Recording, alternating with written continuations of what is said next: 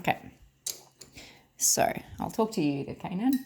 So I'm going to do background to here, because this video, the whole point is it to show people how to do smooth backgrounds without blending stuff.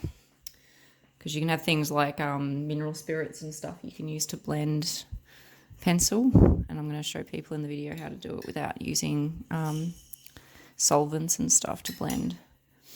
So paper I'm using is kind of a rough tooth, medium tooth paper, so it's got bumps and stuff in it. It's not smooth, and what I'm doing is I'm going really light pressure with a sharp pencil. Because there's two ways you can do it. You can either fill it in, you fill the holes in on the paper, so when you go in smoothly you'll see all the little holes, and you just fill it in, or you can burnish, or you can do both. So I'm going to do both. So I'm going to layer the colours up. There's two tree trunks here, and I'll show in another video how to do those. But so now I'm just marking out roughly where the tree trunks are. Roughly.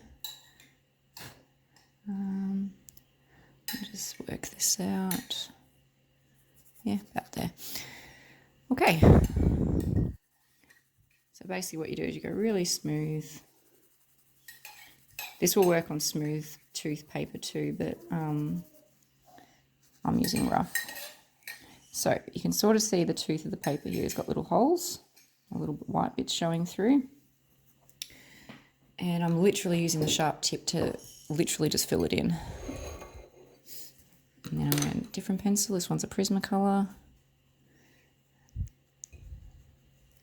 Like your Lamington. I've got my nan here watching me do this, so I'm not talking to myself anymore. Telling people. All right. And then this one's a Polychromos. So I'm slowly laying the colours in very lightly to get the gradients. And at this point, because the pressure's very light, I'm able to keep laying the colours in. Because obviously when you're using paint, you're mixing the paint and then you mix it on a palette, and then you can mix it on the actual paper. Pencils, you can really only mix it once it's on the paper, unless you get powdered stuff and mix it in after the fact. But yes, I'm slowly layering this colour in.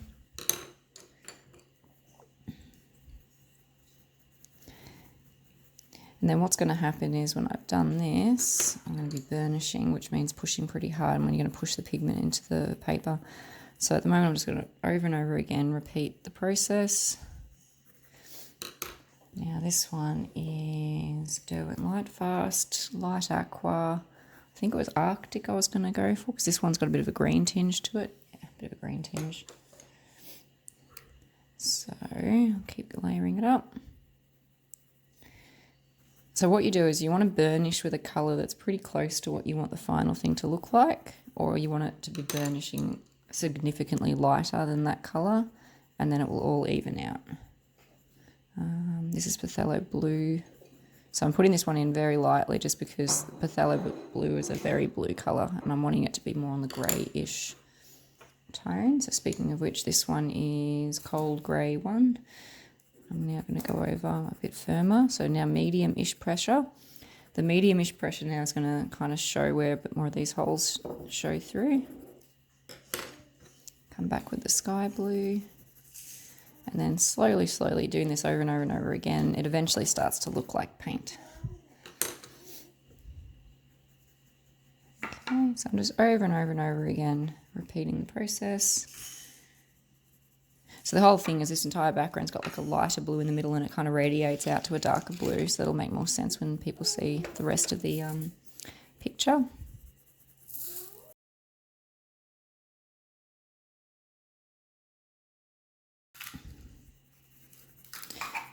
So there's still little white dots visible. Now I'm going to come over with the white. Because the centre of the bit's the lighter bit, the white's going to be the burnished in the centre down here.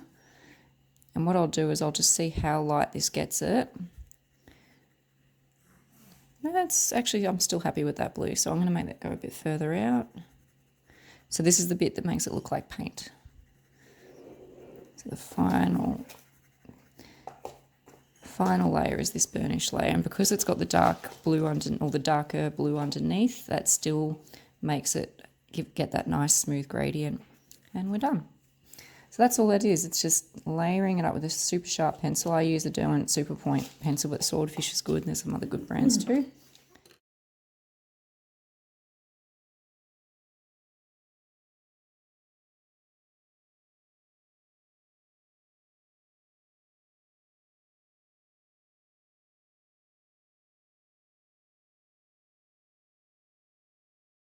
All right, guys, so because I'm near the end, because I've done a little bit more of this background, I thought I'd take a moment to quickly show you how to blend up here. So I showed how to blend down here, but I thought this would give you a bit of a better idea. Now, when I selected the blues for this entire background, I honestly couldn't make my mind up what colors to go with. So I just grabbed I think I've got 11, 2, 4, 6, 8, 9, 10. Yeah, I got about 10 or 11 colors, including the black. For the blues here, 10 different blues and 1 black. And the idea is I'm just layering them in whichever ones I think kind of work. So I've been going darkest to lightest. The idea is that the light will be here and it radiates out. On the camera, you can actually see the strokes. You can see that reflection. If I tilt it, eventually it'll go away. Okay, it depends on the angle. Because the light source I'm using is in that direction up, you can see all these strokes from me doing this, but that'll disappear. Now, so what I'm doing here is I've been layering the colours up, and now that I'm on this final thing, I'm just pressing a little bit firmer, and I'm hunting for any little white dots from the tooth of the paper that are remaining to fill in. So what I'm doing is I'm manually filling that in to blend it. Now down here, so I've been blending a combination, mostly Polychromos. I've got mostly Polychromos, 1 Derwent Lightfast, and a Prismacolor is what I've been using over here. So let's say I take the sky blue, which is the base layer I did for in here. So I'll go over it just again. So it's sky blue in here. The Prismacolor is a bit creamier. And also this one is a little bit of a richer blue. So that's where I'm going to be, I added in a little bit here, and I'll put a bit more in on top. Because what I'm now going to do is I'm going to blend down here and show you. So up here, I blended with black up the top here, indigo blue with the Polychromo with the Prismacolor. What did I use?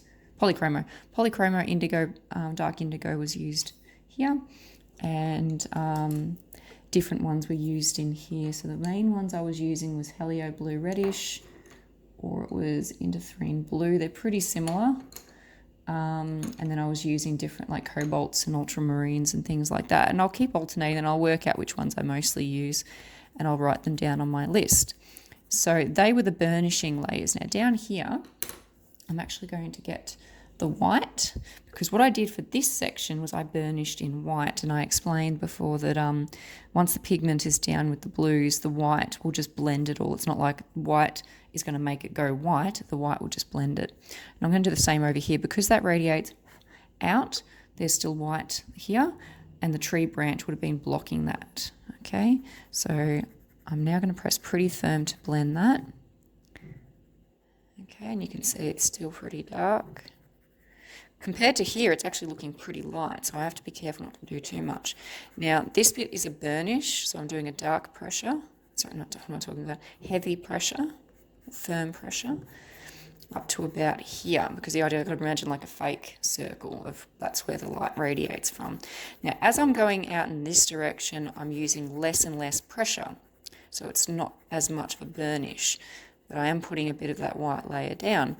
The reason I'm doing that is I'm now going to alternate it with a sky blue, and then that's how you're going to get more of a smoother transition of colour.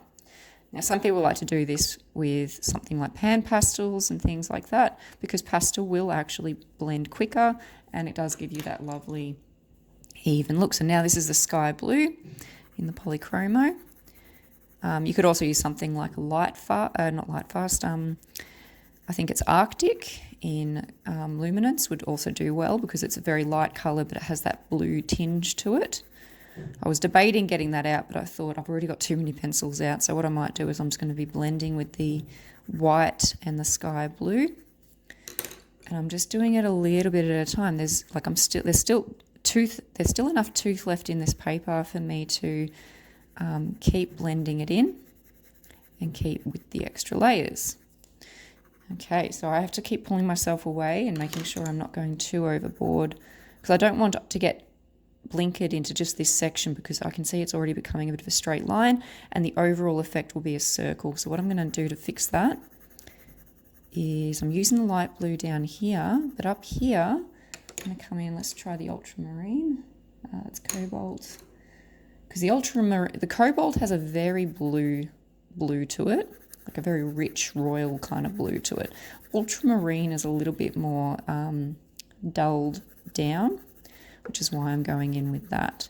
The cobalt blues and phthalo blues will be over here because of just what's happening. There's more grey over here and there's more rich blue over here. So I'm keeping that in mind when I'm doing all these different blues, which is why someone who's looking at me might think, why have you got like 12 different colours here?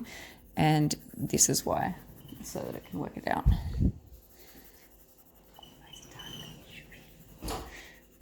That's all there is to it. Nice smooth background. So I'm pressing pretty firm up here just to make that blend. But yeah, even though this is an ultramarine blue and you can see it's not super dark, the fact that there's already the dark pigment underneath is what's going to make that blend nicely. If I tilt that up just to get rid of that shine, you can sort of see.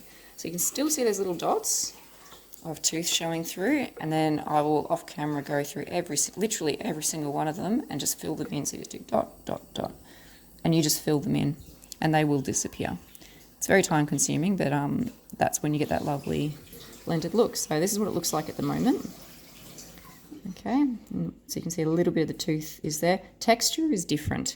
I don't mind seeing texture show through, but the white dots showing through is what I'll be getting rid of. Okay, so hope that helped. Thanks all.